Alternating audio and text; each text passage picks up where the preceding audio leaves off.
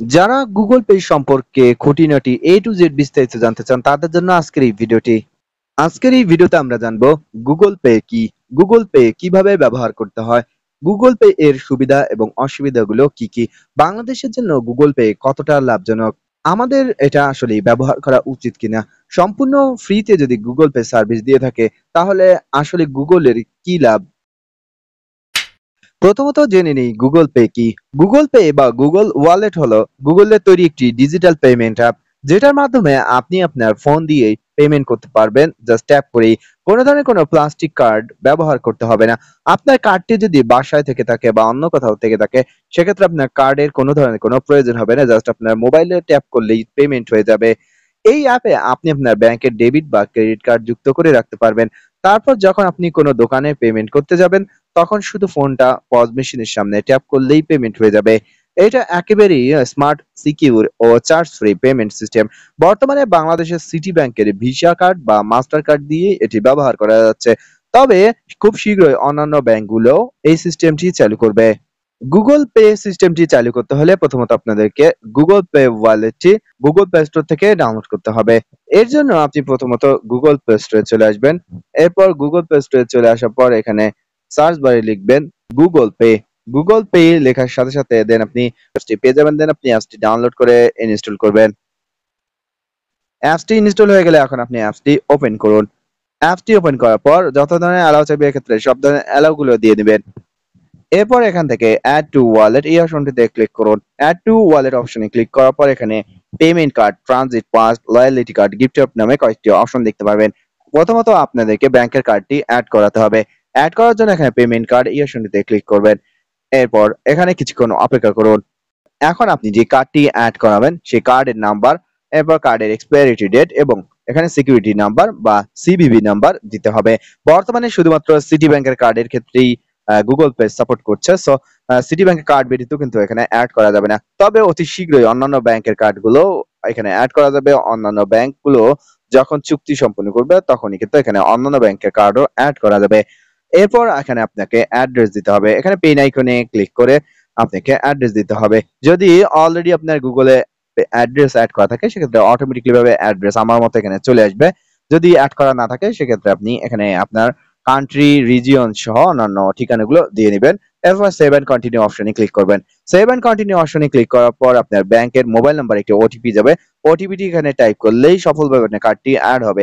Card add করা তেমন কোনো ঝামেলার বিষয় না। ইজিলি আপনি কার্ড অ্যাড করতে পারবেন।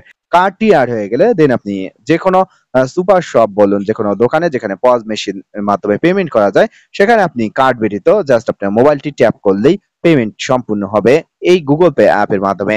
তবে গুগল পে অ্যাপ ব্যবহার করার আগে আপনাদেরকে জানতে হবে গুগল পে অ্যাপ ব্যবহার করার সুবিধা এবং অসুবিধাগুলো কি কি। শুধুমাত্র গুগল পে যে ফ্রিতে সার্ভিস দিচ্ছে তা নয়। গুগল পে আসলে কেন আপনাকে ফ্রিতে সার্ভিস দিবে? গুগল পে যদি সম্পূর্ণ ফ্রিতে সার্ভিস দেয় তাহলে গুগল পে এর আসলে কি লাভ হবে? অথবা আমাদের দেশে যে নতুন এই সিস্টেমটি চালু করেছে গুগল, এক্ষেত্রে বাংলাদেশের জন্য আসলে গুগল পে টা কতটা লাভজনক, কিংবা বাংলাদেশের জন্য গুগল পে ব্যবহার করলে আমাদের দেশের মানুষ কতটা উপকৃত হতে পারে, এই বিষয়গুলো কিন্তু আপনাদেরকে অ্যাপ ব্যবহার করার আগে জানতে হবে। গুগল পে ব্যবহার করার কিছু দারুণ সুবিধা রয়েছে, যেমন security payment. Card number share করা হয় না এই অ্যাপের মাধ্যমে, শুধুমাত্র টোকেন সিস্টেমের মাধ্যমে পেমেন্ট করা হয়, যার কারণে এখানে সম্পূর্ণ সিকিউর ভাবে পেমেন্ট করা যায়, কোনো কার্ড নাম্বার শো করে না। ট্যাপ টু পে, ফোন দিয়েই আপনি খুব সহজে ট্যাপ করার মাধ্যমেই পেমেন্ট করতে পারবেন। এরপর পেমেন্টের ক্ষেত্রে সম্পূর্ণ চার্জ ফ্রি, আপনার কিংবা দোকানদারের কারো বাড়তি কোনো টাকা দিতে হবে না। স্বয়ংক্রিয়ভাবে লেনদেনের হিসাব, রিসিট বা অন্যান্য ট্র্যাকিং নাম্বার সবকিছু আপনার মোবাইলেই অটোমেটিকলি ভাবে সংরক্ষিত থাকবে। এরপর বিল পেমেন্ট, সাবস্ক্রিপশন বা ভিজিটের সময় খুব দ্রুতই আপনি পেমেন্ট করতে পারবেন। গুগল পে এর কিছু অসুবিধা এবং সীমাবদ্ধতাও রয়েছে। এখন পর্যন্ত শুধুমাত্র সিটি ব্যাংকের কার্ডই সাপোর্ট করছে, অন্যান্য ব্যাংকের কার্ড এখনো পর্যন্ত সাপোর্ট করছে না। এনএফসি ছাড়া অন্যান্য ফোনে ব্যবহার করা যাবে না।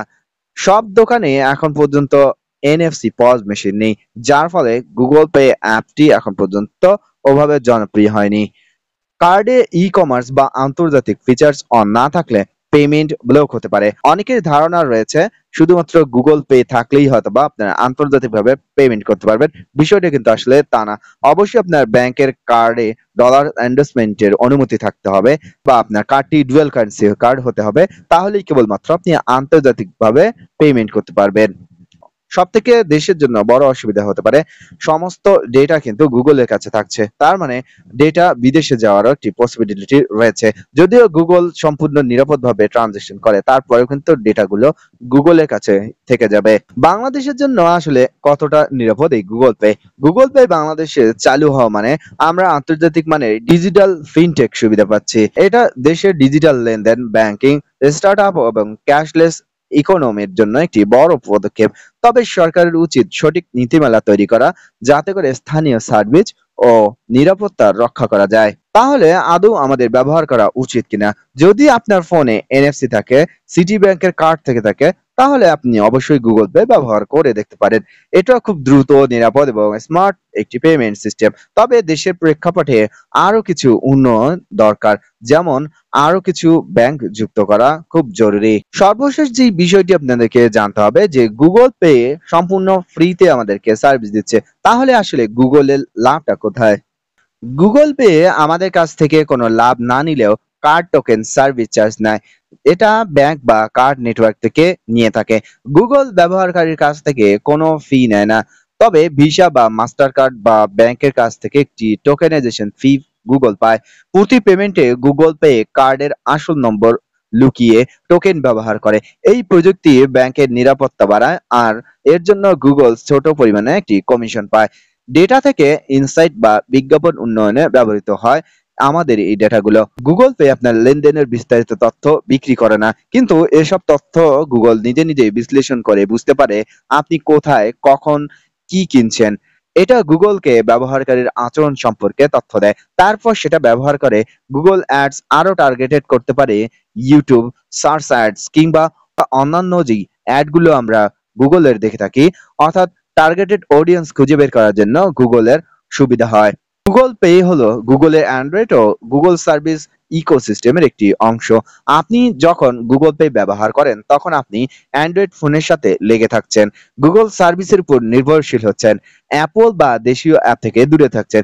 এইভাবে গুগল আপনাকে তার ইকোসিস্টেমে আটকে রাখছে, যা দীর্ঘমেয়াদে অনেক বাণিজ্যিক সুবিধা এনে দিতে পারে গুগলকে। গুগল পে চালু করে দেশের ফিনটেক মার্কেটে জায়গা করে নিচ্ছে।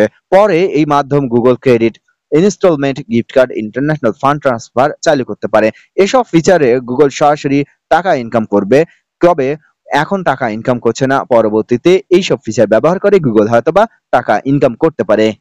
এক লাইনে বলা যায় যে গুগল পে ফ্রি হলেও গুগল কার্ড নেটওয়ার্ক, ব্যাংক এবং বিজ্ঞাপনী ডেটা বিশ্লেষণ থেকে আয় করে থাকে। আর এই দীর্ঘমেয়াদে ব্যবহারকারীকে ধরে রাখার জন্যই মূলত গুগল এই সার্ভিসটি আমাদেরকে ফ্রি দিয়ে যাচ্ছে। দর্শক, এই সমস্ত বিষয় বিশ্লেষণ করে দেন আপনি ভেবেচিন্তে তারপর গুগল পে ব্যবহার করবেন। গুগল পে সম্পর্কে যদি আপনাদের আরো কোনো কিছু জানা থাকে বা কোনো মতামত থাকে, অবশ্যই কমেন্টে জানাবেন।